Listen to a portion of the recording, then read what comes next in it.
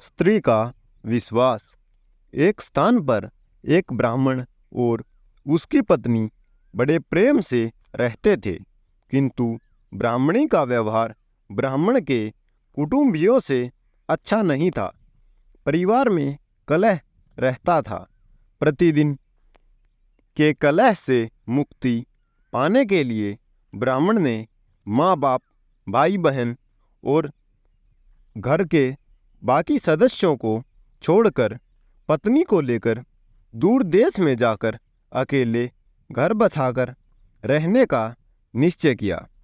यात्रा लंबी थी। जंगल में पहुंचने पर ब्राह्मणी को बहुत प्यास लगी। ब्राह्मण पानी लेने गया। पानी दूर था, देर लग गई। पानी लेकर वापिस आया तो ब्राह्मणी को मरी पाया। ब्राह्मण बहुत व्याकुल होकर भगवान से प्रार्थना करने लगा।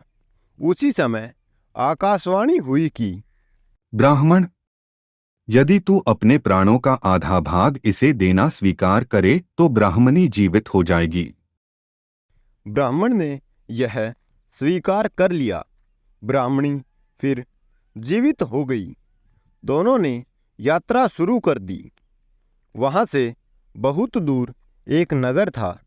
नगर के बारा में पहुंचकर ब्राह्मण ने कहा, प्रिय, तुम यहीं ठहरो, मैं अभी भोजन लेकर आता हूं।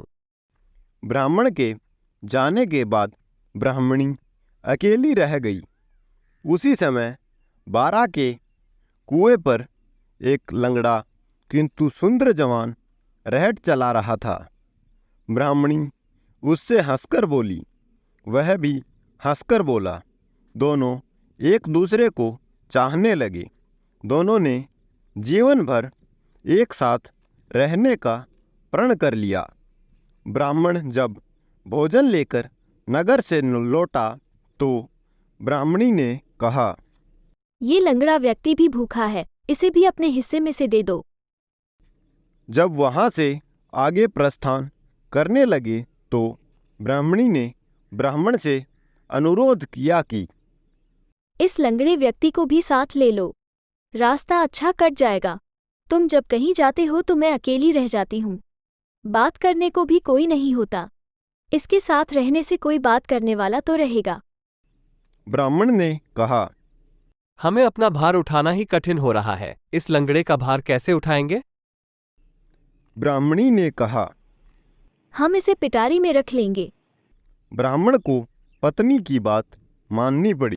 नगर की सीमा पर राज्य कर वसूल करने की चौकी थी। तुम कौन हो और तुम्हारा यहाँ आने का क्या कारण है? मैं पड़ोसी राज्य की नागरिक हूँ। मेरे परिवार वालों से मेरी जान को खतरा है, इसलिए मैं अपने आप को बचाने के लिए यहाँ आई हूँ। तुम्हारे पिटारे में क्या है? दिखाओ हमें। सुरक्षा व्यवस्था के नजरिए से हमें इसकी जांच करनी होगी। मुझे माफ करें, लेकिन यह मैं आपको नहीं दिखा सकती। राजपुरुषों ने ब्राह्मणी की पिटारी को जबरदस्ती उसके हाथ से छीनकर खोला तो उसमें वह लंगड़ा छिपा था। यह बात राज दरबार तक पहुंची। राजा के पूछने पर ब्राह्मणी ने कहा, यह मेरा पति है। अपने बंधु बांधवों से परेशान होकर हमने देश छोड़ दिया है। राजा ने उसे अपने देश में बसने की आज्ञा दे दी। हम गरीब, लाचार और जरूरतमंद व्यक्ति को अपने राज्य में आसरा देते हैं। तुम भी हमारे राज्य में रह सकती हो और यहाँ तुम्हें कोई खतरा नहीं होगा। कुछ दिन बाद किसी साधु के हाथों कुएं से निकाले जाने के उपरांत ब्राह्मण भी उसी राज्य में पहुंच गया। ब्राह्मणी ने जब उसे वहां देखा तो राजा से कहा कि यह मेरे पति का पुराना वैरी है, इसे यहाँ से निकाल दिया जाए या मरवा दिया जाए। राजा ने उसके वध की आज्ञा दे दी।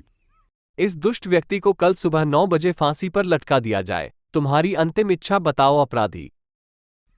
ब्राह्मण ने आज्ञा सुनकर कहा, देव, इस स्त्री ने मेरा कुछ लिया हुआ है, वो मुझे दिलवा दिया जाए। राजा ने ब्राह्मणी को कहा, देवी, तूने इसका जो कुछ लिया हुआ है सब दे दे। ब्राह्मणी बोली। मैंने कुछ भी नहीं लिया। ब्राह्मण ने याद दिलाया कि तूने मेरे प्राणों का आधा भाग लिया हुआ है। सभी देवता इसके साक्षी हैं। ब्राह्मणी ने देवताओं के भय से वह भाग वापिस करने का वचन दे दिया, किंतु वचन देने के साथ ही वह मर गई। ब्राह्मण ने सारा वृतांत राजा को सुना दिया। महाराज, मैं आपको अपनी सच्ची कहानी बताने जा रहा हूं। स्त्री का विश्वास। एक स्थान पर एक ब्राह्मण और उसकी पत्नी बड़े प्रेम से रहते थे, किंतु ब्राह्मणी का व्यवहार ब्राह्मण के कुटुंबियों से अच्छा नहीं था। परिवार में कलह रहता था।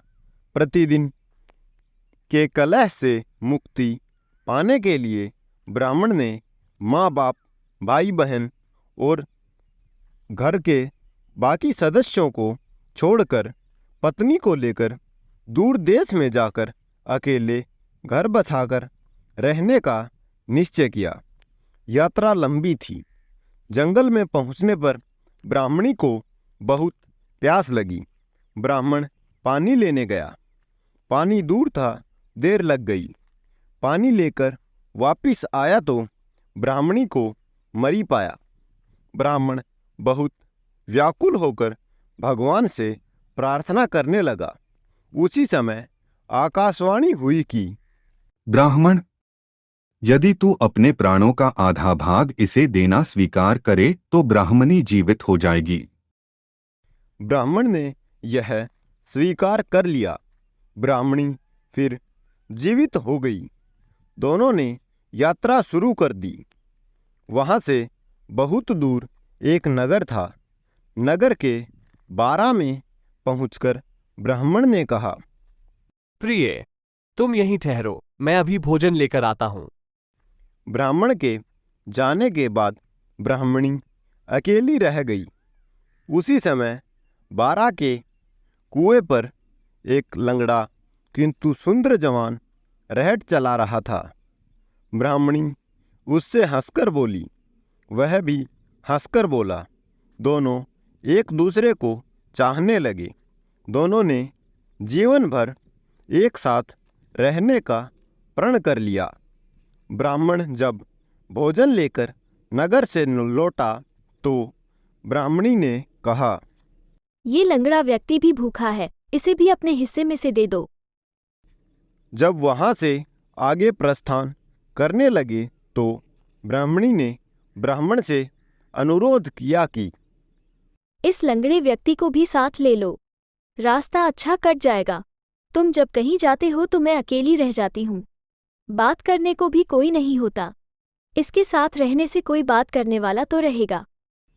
ब्राह्मण ने कहा, हमें अपना भार उठाना ही कठिन हो रहा है। इस लंगड़े का भार कैसे उठाएंगे? ब्राह्मणी ने कहा, हम इसे पिटारी में रख लेंगे। ब्राह्मण को पत्नी की बात माननी पड़ी। नगर की सीमा पर राज्य कर वसूल करने की चौकी थी। तुम कौन हो और तुम्हारा यहाँ आने का क्या कारण है? मैं पड़ोसी राज्य की नागरिक हूँ। मेरे परिवार वालों से मेरी जान को खतरा है, इसलिए मैं अपने आप को बचाने के लिए यहाँ आई हूँ। तुम्हारे पिटारे में क्या है? दिखाओ हमें। सुरक्षा व्यवस्था के नजरिए से हमें इसकी जांच करनी होगी। मुझे माफ करें, लेकिन यह मैं आपको नहीं दिखा सकती। राजपुरुषों ने ब्राह्मणी की पिटारी को जबरदस्ती उसके हाथ से छीनकर खोला तो उसमें वह लंगड़ा छिपा था। यह बात राज दरबार तक पहुंची। राजा के पूछने पर ब्राह्मणी ने कहा, यह मेरा पति है। अपने बंधु बांधवों से परेशान होकर हमने देश छोड़ दिया है।